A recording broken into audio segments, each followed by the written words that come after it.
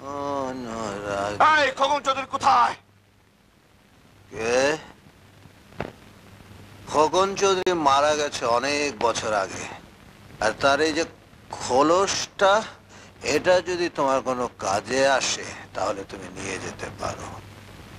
না না না না না না, পুণ্য চৌধুরীর অনুমতি ছাড়া এই খোলসটাও তুমি নিতে পারবে না। নদী শিকার যারা করে অনুমতি তাদের জন্য।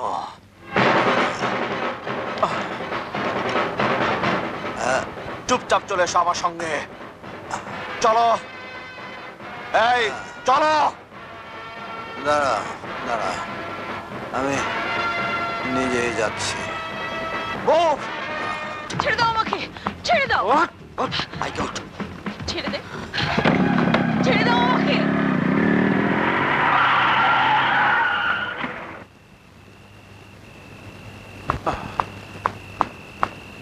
মা, মা, আমি তোমার কথা রেখেছি মা।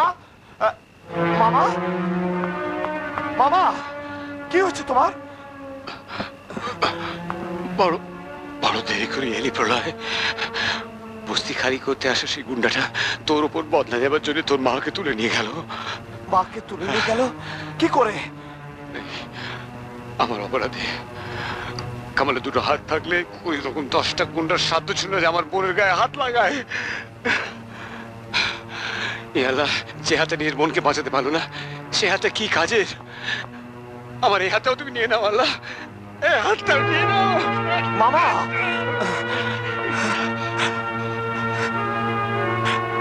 এ কি করলে? ছোটবেলা থেকে তুমি আমার চোখে অশ্রু দেখতে পারো না, আর তোমার এসব দেখে তুমি কি চাও আমি অন্ধ হয়ে যাই? না বাবা, বাবা, বাবা, ভাইজান, ভাইজান। প্রলয়, তুমি নাকি একজন কাউকে আটকে রেখেছো? কে সে? কে বলো? আর মাকে নাকি কেউ তুলে নিয়ে গেছে? বলো, চুপ করে থেকো না। মাকে কে তুলে নিয়ে গেছে বলো? যার মৃত্যু ঘনিয়ে এসেছে। যাক, তুমি এসবের ভিতর না করিও না। ফুলবানো, তোরা মামার কাছে থাক, আমি এক্ষুনি আসছি। বাবা, ভাইজান যাকে আটকে রেখেছে কে ওই লোকটা? বোন কসম দিয়েছিল, তা আমি মুখ খুলতে পারবো না। কিন্তু একটা কথা মনে রাখিস, ওর যেন কোনো অযত্ন না হয়। ইয়ে, আমাকে একটু মদ দেবেন? একটু মদ। গলাটা কেমন শুকিয়ে গেছে। আরে মদ থাকলে কি আমরা খেতাম না? আমার তো কবে থেকে বুকটা শুকায় আইতাছে। ওস্তাদ এসে গেছে, চল চল চল। পুরোটা কিছু বললো না ওস্তাদ, খালি মদ চাইতেছে। একেবারে জ্বালিয়ে খাচ্ছে। ঠিক আছে, তোরা বাইরে পার হতে, আমি দেখছি। হ্যাঁ, এই উঠো, বলো আমার মা কোথায়? আমি কিছু জানি না, বড্ড তেষ্টা পেয়েছে, একটু মদ দেবে বাবা? আমার মাকে যদি না পাই, তোমার গলায় মদ না ঢেলে তোমার গলা আমি কেটে ফেলবো। আরে মরা মানুষকে মেরে কেন খুনের দায় মাথায় নেবে? শোনো, তুমি আমাকে একটু মদ দাও বাবা, একটু মদ। হ্যাঁ শোনো, এই গলাটা দেখো শুকিয়ে গেছে। আনবো মনে করলে তুমি যাকে ইচ্ছে তুলে আনতে পারো? তোমার কি মনুষ্যত্ব বলে কিচ্ছু নেই? এই, আমার কি আছে কি নেই তার হিসেব দেবার জন্য তোমাকে ধরে আনিনি। কেন এনেছো আমাকে? কারো রক্তে টান পড়লে তাকে রক্ত দিয়েই বাঁচাতে হয়। মানে? তোমার ছেলের কৃতকর্মের সাজা এবার ভোগ করবে তুমি। আর শোন বুড়ি, পালাবার চেষ্টা করবি না। শোনো, মায়ের বয়সী কারোর সাথে কিভাবে কথা বলতে হয় সেটা তোমার মা তোমাকে নিশ্চয়ই শেখায়নি। তুমি তোমার ছেলেকে কেমন শিক্ষা দিয়েছো সেটা আমি নিজের চোখে দেখেছি।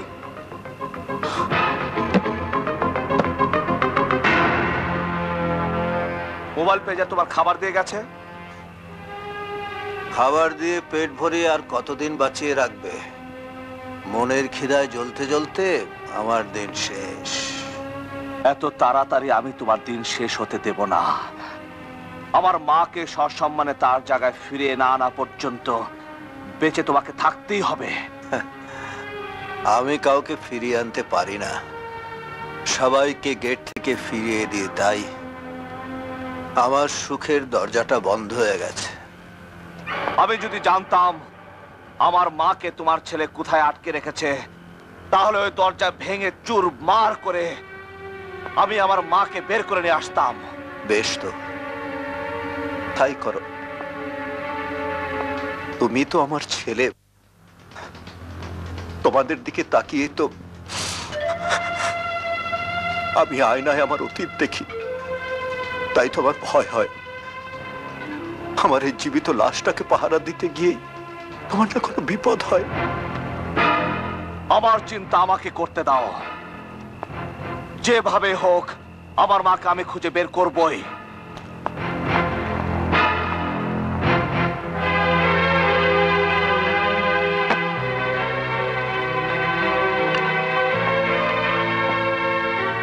বলি, খাবার রইলো, খেয়ে নিও। শোনো, বড়দের সামনে কেউ সিগারেট খায় না।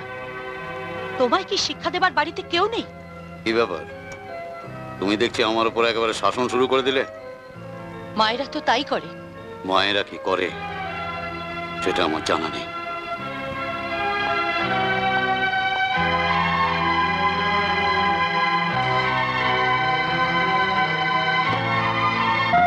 তাই বলে আইন তুমি হাতে নিতে পারো না। রাজা, তুমি এখনো বুঝছো না কেন? তুমি আস্তে আস্তে অন্ধকার জগতে জড়িয়ে গেলে তোমার সঙ্গে আমি আলোর স্বপ্ন দেখবো কি করে বলো?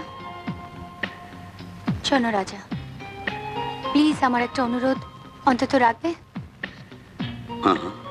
তুমি যাই করো, আমায় ছাড়া এই কথাগুলো আর কাউকে জানাবে না। পূর্ণ চৌধুরীকে তো নয়।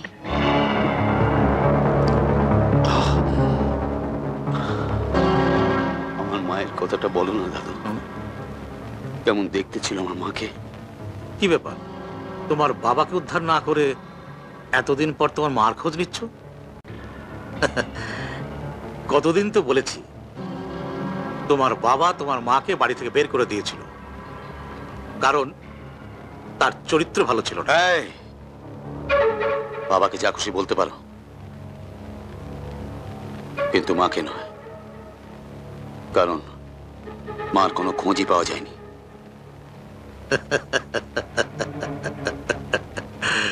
খোঁজ তার পাবই, কারণ পৃথিবীটা গোল। যেখানে থাকুক না কেন, একদিন ঘুরতে ঘুরতে ঠিক আমাদের সামনে চলে আসবে।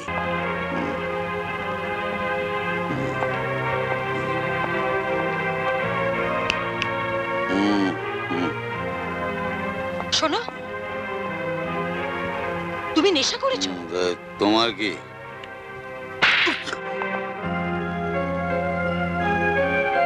এই বয়সে ওই ছাই ভস্যগুলো গিলতে তোমার লজ্জা করে না? আজ পর্যন্ত কেউ আমার গায়ে হাত তোলার সাহস পায়নি। তাই তুমি এমন অবাধ্য ছেলে তৈরি হয়েছো।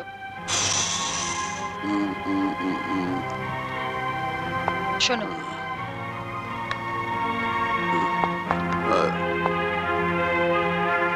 এখনো খাওয়া হয়নি নিশ্চয়। এসো, বসো। খালি পেটে ছাই ভস্যগুলো গিলেছ, নাও খাও। খাও বাবা, খাও।